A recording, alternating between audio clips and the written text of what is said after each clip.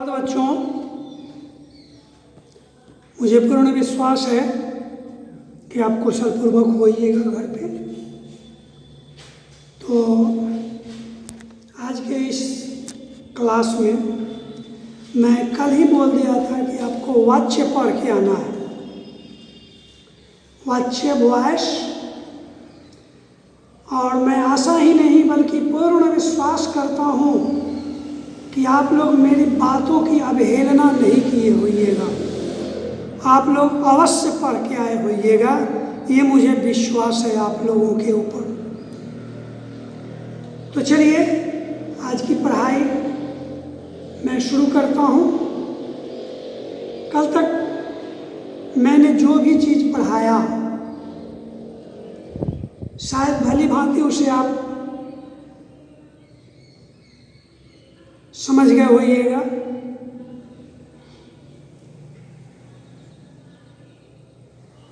आज मैं आपको वाच्य पढ़ाने जा रहा हूँ। वाच्य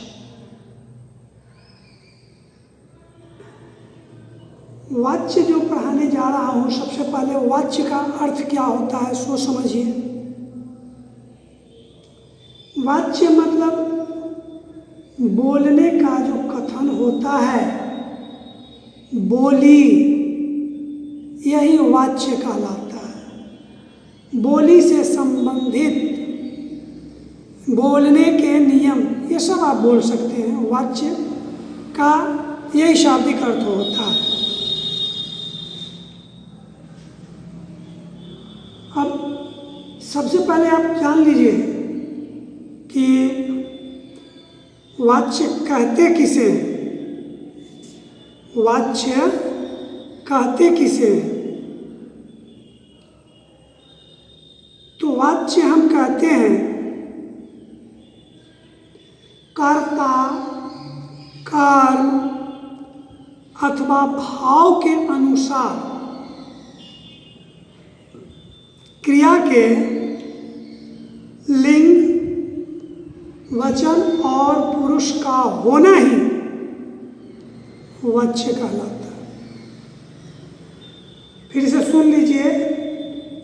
कर्ता, कर्म अथवा भाव के अनुसार, कर्ता, कर्म अथवा भाव के अनुसार क्रिया के लिंग, वचन और पुरुष का होना ही वाच्य कहलाता है। जैसा कि आप जानते ही होइएगा कि संज्ञा का या सर्वनाम का अपना लिंग होता है, अपना वचन होता है और अपना पुरुष होता है। अगर आप लिंग, वचन और पुरुष में गड़बड़ाइएगा, लिंग के बारे में जानकारी नहीं होगी, वचन के बारे में जानकारी नहीं होगी, पुरुष के बारे में जानकारी नहीं होगी अगर आपको अभी तक, तो ये वाच्य पढ़ने से आपको कोई लाभ नहीं मिलने वाला है। ये मैं पहले कह देता हूँ कि वाच्य को पढ़ने के लिए लिंग, वचन और पुरुष को जानना बहुत ही जरूरी है, क्योंकि यह वाच्य जो है उसी पर डिपेंड भी है। अपने शुद्ध रूप में स्थित क्रिया का न तो अपना कोई लिंग होता है, न अपना कोई वचन होता है, न अपना कोई पुरुष होता है। खाना, पीना, मारना, पीटना, दौड़ना, कूदना, देखना, तैरना, ये सब स्वतंत्र क्रिया है। समझ गए कि नहीं? तो क्रिया का यह शुद्ध रूप है। तो अपने शुद्ध रूप में स्थित जो क्रिया होता है उसका न कोई लिंग होता है, न कोई पुरुष होता है, न कोई वचन होता है।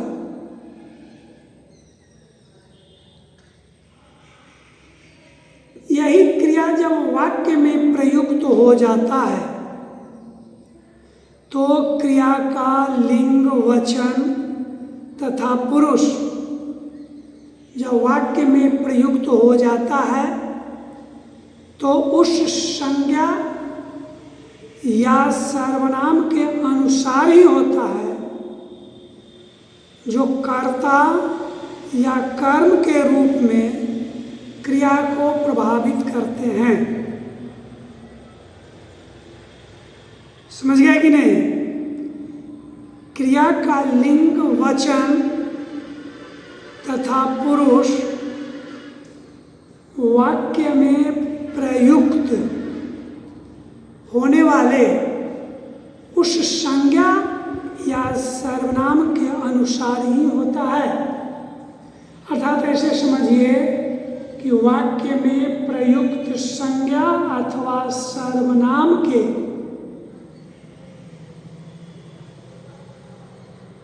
लिहाज से अनुसार क्रिया का लिंग, वचन और पुरुष होता है। राम आता है, चूंकि राम पुल्लिंग है इसलिए क्रिया भी पुल्लिंग हुआ। काहे नहीं तुम बोलते हो राम आती है? तो कर्ता संज्ञा अथवा सर्वनाम के लिंग, वचन और पुरुष के अनुसार ही वाक्य में प्रयुक्त क्रिया जो होता है उसका लिंग, वचन और पुरुष होता है। सीता आती है न कि सीता आता है। सीता स्त्रीलिंग है तो क्रिया भी स्त्रीलिंग हो गया। राम पुल्लिंग है तो क्रिया भी पुल्लिंग हो गया। तो ये तो लिंग के अनुसार हुआ। वचन, एक वचन और बहुवचन होता है। राम और सीता पढ़ते हैं, न कि यहाँ पर पढ़ती है होगा और न कि पढ़ता है होगा। ठीक है। कुत्ते भूखते हैं न कि भूखता है। एक कुत्ता अगर है तो उसका वाक्य बनेगा कि कुत्ता भूखता है। लेकिन जब यह कुत्ता बहुवचन में आ जाएगा तो कुत्ते हो जाएगा, तो क्रिया का रूप बदल के हो जाएगा भूखते हो जाएगा। एक कुत्ता रहे तो भूखता होगा, कुत्ते हो गए तो भूखते हो गए। नहीं, तो संज्ञा या सर्वनाम जिस वचन में होगा क्रिया का रूप भी उसी वचन में होगा। लिंग वाला बता दिए और वचन वाला बता दिए। इसमें क्या होता है कि वाक्य में प्रयुक्त संज्ञा या सर्वनाम के लिंग, वचन और ये पुरुष के अनुसार ही क्रिया के लिंग, वचन और पुरुष होते हैं। यही तो वाच्य है। और क्या है? वाच्य यही है।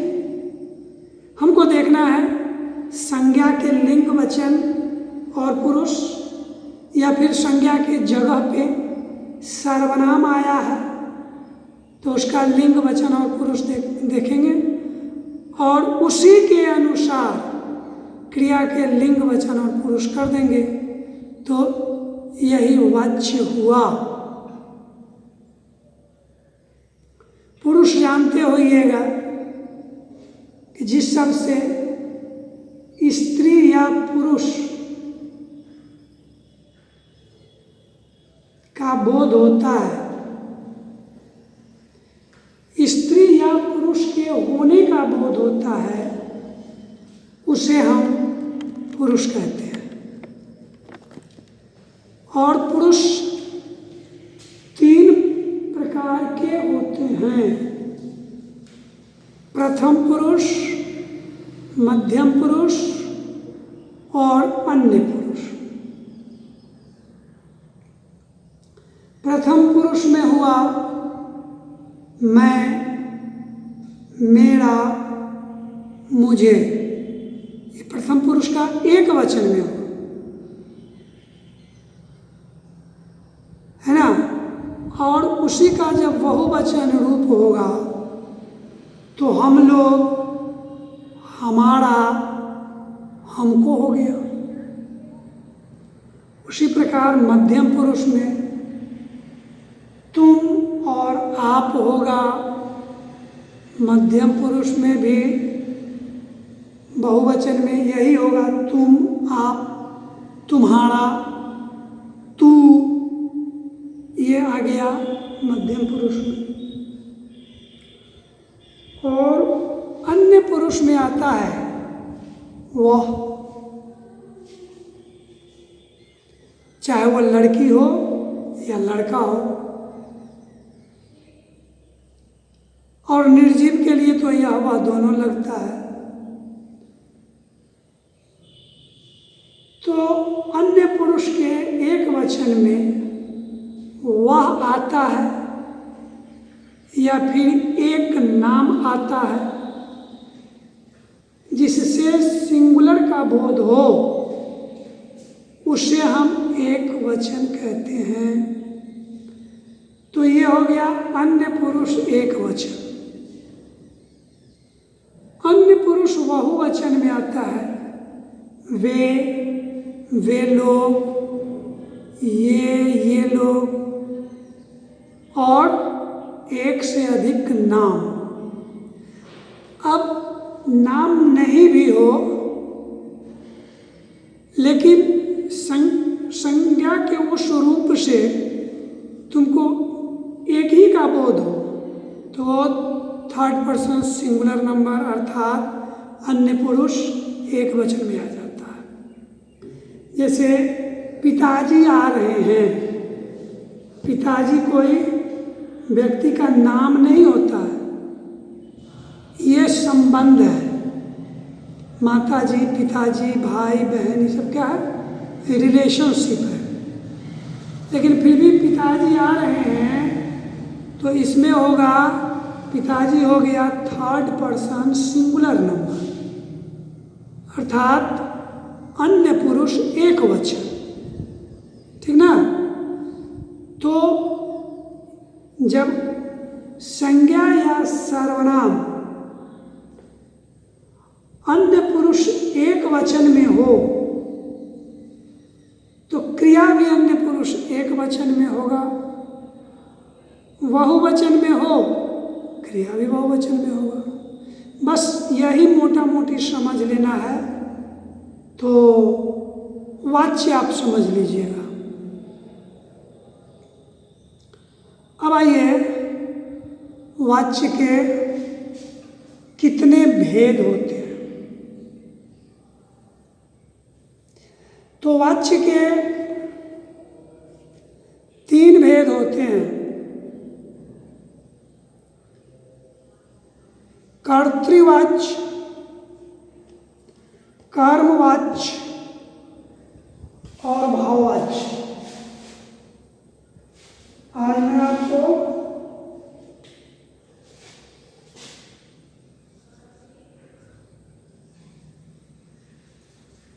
वाच्य पढ़ाने जा रहा हूं।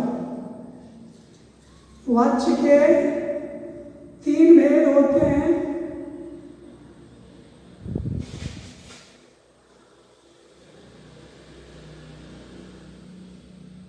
कर्तृवाच्य,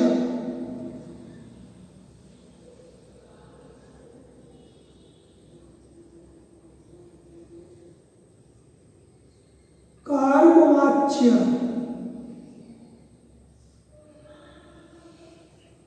और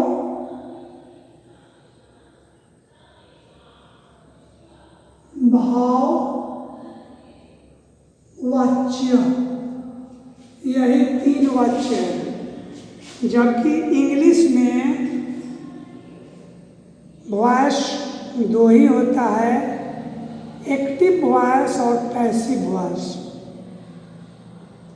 लेकिन हिंदी में वाच्य 3 प्रकार के होते हैं, कर्तृवाच्य, कर्मवाच्य और भाववाच्य।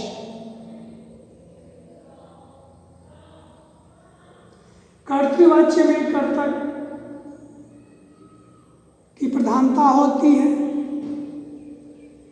कर्मवाच्य में कर्म की प्रधानता होती है और भाववाच्य में भाव की प्रधानता होती। भाव, मन के अंदर से निकलने वाला जो भाव अभिव्यक्त होता है वही भाववाच्य कहलाता है। अब एक बहुत ही इम्पोर्टेंट चीज समझ लीजिए,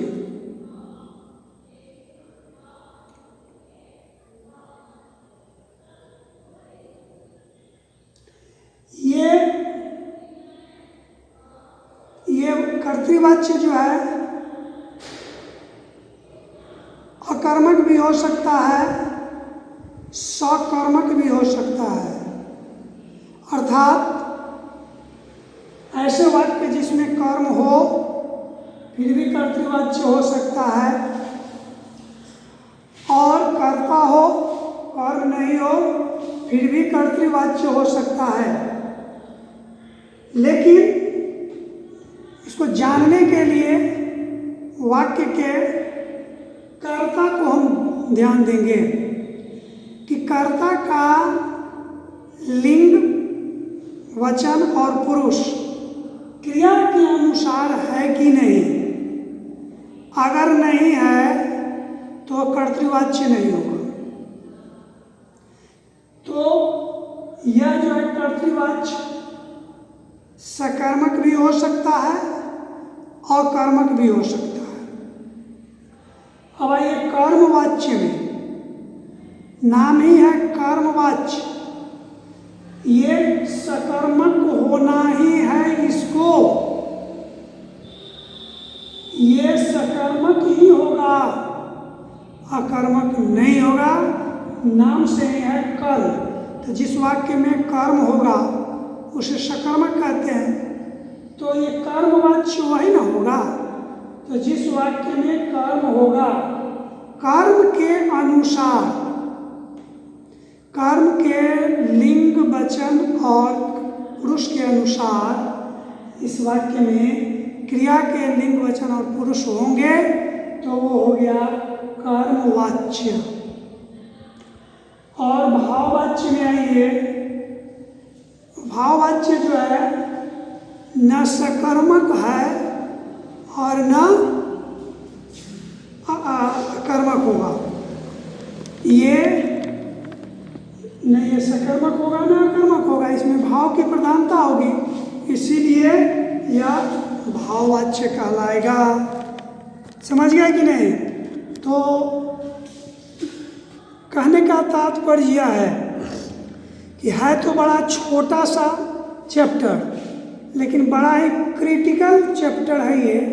इसको समझने का मूल्य है, समझ लेना है। ये संज्ञा सर्वनाम नहीं है, ये किसी वस्तु, व्यक्ति, स्थान, समूह व्यक्त कराने वाले नाम को संज्ञा कहते हैं। बच्चा रे रट लो, बच्चा रट लिया, संज्ञा आ गया, वो बात नहीं है। इसको समझना है, वाच्य को समझना है, और इस पर आपको फोकस इसलिए ज़्यादा देना है जो मैट्रिक में आपको आपके सिलेबस में ये वाच्य पढ़ना है और विस्तार रूप से पढ़ना है। ठीक है ना? तो आज केवल मैंने आपको एक वाच्य के विषय में ट्रेलर दिखलाया और फिल्म कल चालू होगा, ठीक है ना। हाँ, धड़फड़ाने की बात नहीं है, 2-3 दिन हम लगा देंगे, तब तक हम आपको वाच्य पढ़ाते रहेंगे जब तक आप पूर्ण रूपे ना इस चैप्टर को नहीं समझिएगा। इसलिए धड़फड़ाना नहीं है, आपको जो हल्का सा ट्रेलर हम दिखलाए हैं, ट्रेलर को समझ लीजिएगा। उस ट्रेलर को ध्यान से नहीं निकालिएगा, नहीं तो फिर कल की बात को समझने में आपको दिक्कत होगी। आज की पढ़ाई को मैं यहीं पे स्थगित करना चाहता हूँ। आप लोगों को कोटि कोटि धन्यवाद।